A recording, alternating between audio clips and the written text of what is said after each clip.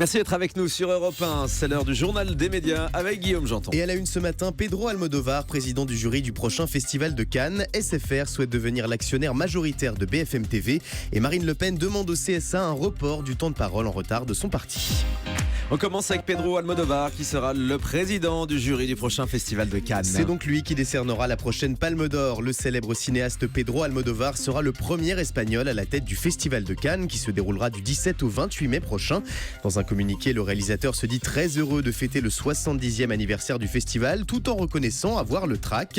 Ce grand amoureux des femmes connaît bien la compétition puisqu'il a remporté 2 prix avec 2 de ses plus grands films, Tout sur ma mère en 1999 et Volver en 2006. Un habitué du festival de Cannes, SFR souhaite devenir l'actionnaire majoritaire de BFM TV. Après avoir lancé de nouvelles chaînes, SFR poursuit son développement dans les médias. Le groupe a demandé au CSA son accord pour devenir actionnaire majoritaire de Next Radio TV, qui détient entre autres BFM TV et RMC Découverte. Les deux groupes s'étaient déjà rapprochés en 2015. SFR avait repris 49% de Next Radio TV pour près de 600 millions d'euros. Cette nouvelle organisation devrait permettre au groupe de concrétiser ses ambitions, notamment dans le cinéma et la production de séries télé. Marine Le Pen demande au CSA un report du temps de parole de son parti. La présidente du Front National a publié sur son site une lettre adressée au président du CSA, Olivier Schramek, au sujet du temps de parole de son parti. Marine Le Pen s'inquiète de voir arriver à grands pas le 31 janvier, date de la remise à zéro des compteurs des temps de parole des partis politiques. Selon elle, le Front National accuse, je cite, un retard considérable dans la plupart des médias en raison des primaires de la gauche et de la droite. Pour la candidate à la présidentielle, une telle illégalité de traitement est tout simplement inacceptable. Elle demande donc au CSA de prendre les dispositions nécessaires pour reporter les heures dues au Front National sur la période qui s'ouvre le 1er février prochain. Et puis événement à l'occasion de l'élection présidentielle, Europe 1 va partir à la rencontre des Français avec le bus Europe 1. À partir du 5 février prochain et pendant 2 mois, un bus aux couleurs d'Europe 1 va sillonner les routes de France et s'arrêter dans 40 villes pour rencontrer, écouter et recueillir les témoignages des Français sur la présidentielle. Une bonne idée, hein ? Oui, au programme des émissions en direct dont le débat des grandes voix et Europe Soir, mais aussi un dispositif digital exceptionnel avec Facebook, grâce auquel les auditeurs pourront poser leurs questions aux candidats à la présidentielle et aux invités d'Europe 1.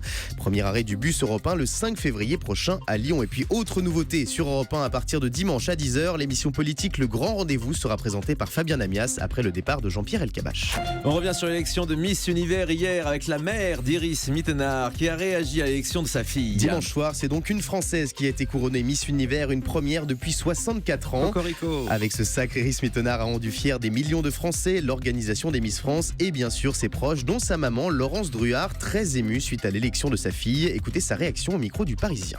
Bon, je suis hyper fière d'elle. Je ne me suis jamais imaginé qu'Iris, sur 86 candidates, allait pouvoir remporter la couronne. Avant, elles se ressemblaient toutes, elles étaient toutes arrangées par la chirurgie. Maintenant, c'est Iris, en tout cas, c'est pas son cas.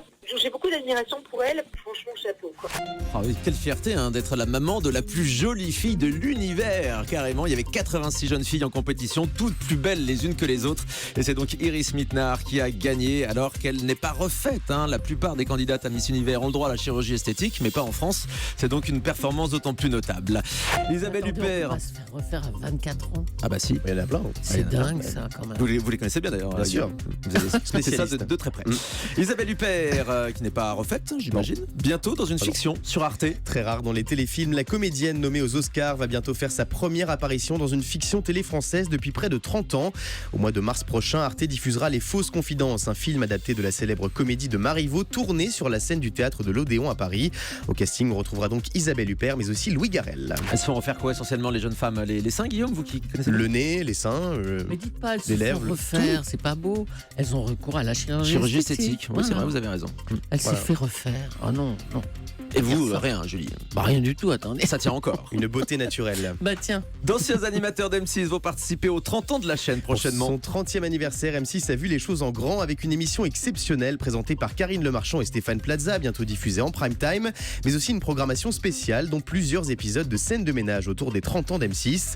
Selon Télé 2 Semaines, plusieurs anciens animateurs de la chaîne se prêteront au jeu et viendront jouer dans la série.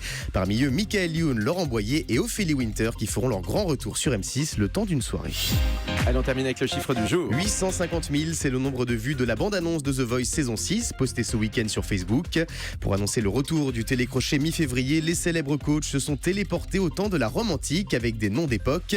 Alors pour découvrir à quoi ressemblent M. Pocorus, Micaeus, Zazix et Florent Pagnum, rendez-vous sur le site de TF1 ou sur le compte Twitter du Grand Direct. Ah oui, j'aime beaucoup M. Pocorus et Florent Pagnum aussi. C'est à voir donc en ce moment sur Internet. On vous a mis effectivement la vidéo sur nos réseaux sociaux. Merci beaucoup Guillaume Janton. Dans un instant, retour sur la cérémonie des Globes de Cristal. Hier soir à Paris, cérémonie très agitée. Il y a eu énormément de problèmes techniques tout au long de la soirée et un show hilarant de Fabrice Lucchini qui a démoli la cérémonie à laquelle il participait et dans laquelle il a reçu un prix hier soir.